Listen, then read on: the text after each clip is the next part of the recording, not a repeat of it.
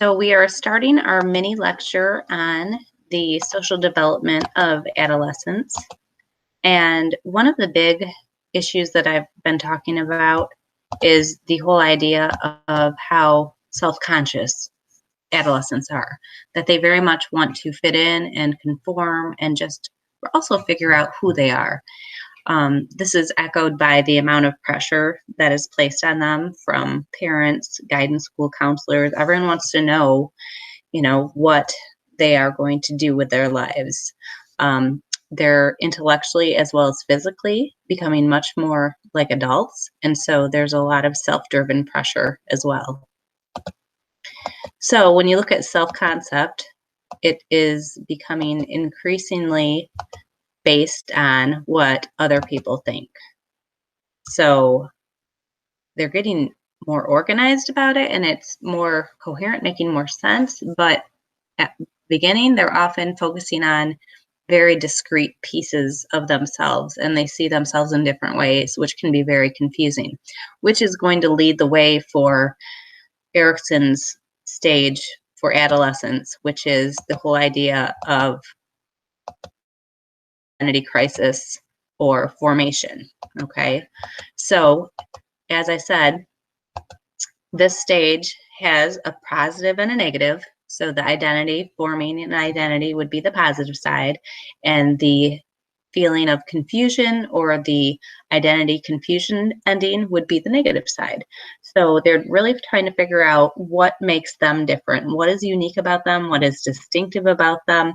And so they're trying on all of these different hats, if you will, social hats. Like they're trying out different friend groups, they're trying out different activities, and they're really trying to figure out who they are. So there's a lot of psychological issues that come up as they're searching for their identity. So this stage can be very negative if they don't feel that. Their sense of self is diffuse. There's a lot of social pressure to secure their identity. As I said, parents, teachers, they all want to know, who are you? What are you going to be? That sort of thing. So that can be a stressful time. Think of all the questions that the high school seniors get asked. Think back to you. What job are you going to follow? What are you going to go to college? Which one? How do you plan on paying for it? All those things, right? Ideas and thoughts that are basically forming the answer to the rest of their lives, and they're in high school. Now, there's a different approach that I wanted to share in terms of identity development. James Marcia came up with 4 different categories that you could fall into, and they all involve some sort of combination of a crisis and a commitment. Okay, so the crisis is basically when the adolescent is consciously choosing between alternatives and trying to make a decision. The commitment is when they actually start to make that psychological investment and they start to invest in that course of action. I always give the example of a student who is trying to determine what their major is in college, because I think it's something that everyone can relate to. Because quite honestly, this identity development, I don't think it's really done in adolescence. I think that's where it definitely starts, and there's more to it than that. So as I walk through these, I'll give you that example.